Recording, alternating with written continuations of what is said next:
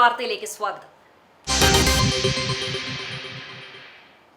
UDF മന്ത്രിസഭയിൽ ആരൊക്കെ ഉണ്ടാകും എന്നതിൽ അന്തിമ തീരുമാനം ഇന്ന്. നിയുക്ത മുഖ്യമന്ത്രി VD സതീശൻ പത്രസമ്മേളനം വിളിച്ച് പേരുകൾ പ്രഖ്യാപിക്കും.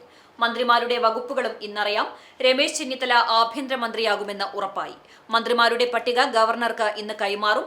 സ്പീക്കർ സ്ഥാനത്തേക്ക് 3 പേരാണ് പരിഗണനയിലുള്ളത്. N Sakthan, Roji M John, VT Balram എന്നിവരുണ്ട്. സണ്ണി ജോസഫിന് റവന്യൂ വകുപ്പ് ലഭിക്കാനാണ് സാധ്യത. K മുരളീധരന് ആരോഗ്യ വകുപ്പും AP അനിൽകുമാറിന് ടൂറിസം എക്സൈസ് വകുപ്പുകളും ലഭിച്ചേക്കും. സംസ്ഥാന പോലീസ് സേനയുടെ പ്രവർത്തനത്തിൽ വൻ അഴിച്ചുപണിയുമായി പുതിയ സർക്കാർ. സ്റ്റേഷനുകളുടെ SHO സംവിധാനം ഉടച്ചു വാർത്ത് സ്റ്റേഷൻ ഭരണം SIമാർക്ക് നൽകും. പകരം പഴയ സർക്കിൾ സംവിധാനം കൊണ്ടുവരാനാണ് തീരുമാനം. പ്രതിവർഷം 3000 FIR ഉള്ള സ്റ്റേഷനിൽ മാത്രം സ്റ്റേഷൻ ഹൌസ് ഓഫീസർ ഇൻസ്പെക്ടറായി തുടരും. എന്നാൽ BC ക്ലാസ് സ്റ്റേഷനുകളിൽ SHO സംവിധാനം മാറി സ്റ്റേഷൻ ഭരണം SIമാർക്ക് നൽകാനാണ് തീരുമാനം. ഇത് സംബന്ധിച്ച പദ്ധതി റിപ്പോർട്ട് സംസ്ഥാന DGP റവാഡ ചന്ദ്രശേഖർ തയ്യാറാക്കി. DGP ഇന്ന് നിയുക്ത ആഭ്യന്തരമന്ത്രിയുമായി കൂടിക്കാഴ്ച നടത്തും. പുതിയ പരിഷ്കാരത്തോടെ പ്രധാന സ്റ്റേഷനുകൾ ഒഴികെ 2 സ്റ്റേഷനുകൾക്ക് ഒരു ഇൻസ്പെക്ടർ എന്ന നിലയിൽ മാറും.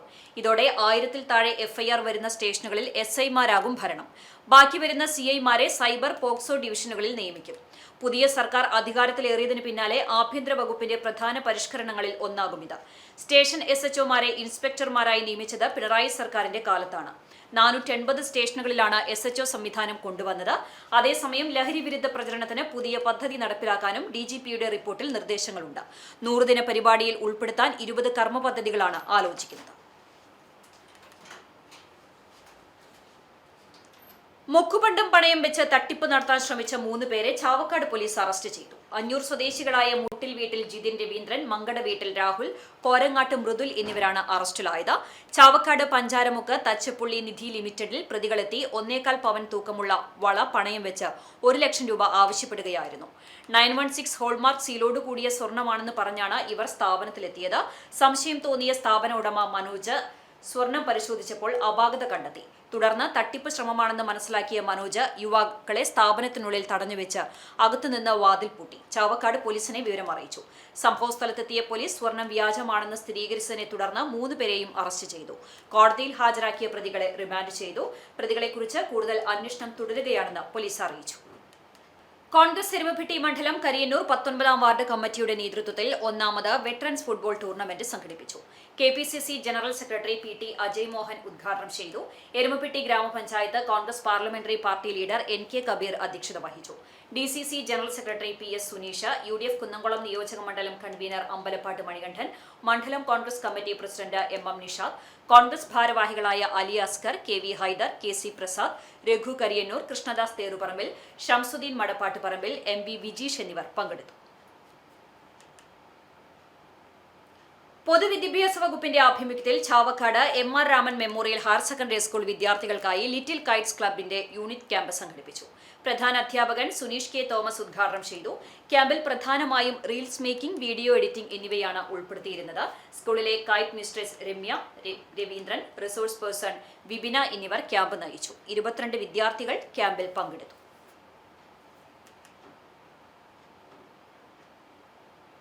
മരത്തംകോട് ആസ്ഥാനമായി സന്മനസ് എന്ന പേരിൽ രൂപീകരിച്ച ചാരിറ്റബിൾ ട്രസ്റ്റിന്റെ പ്രവർത്തനോദ്ഘാടനം നടത്തി.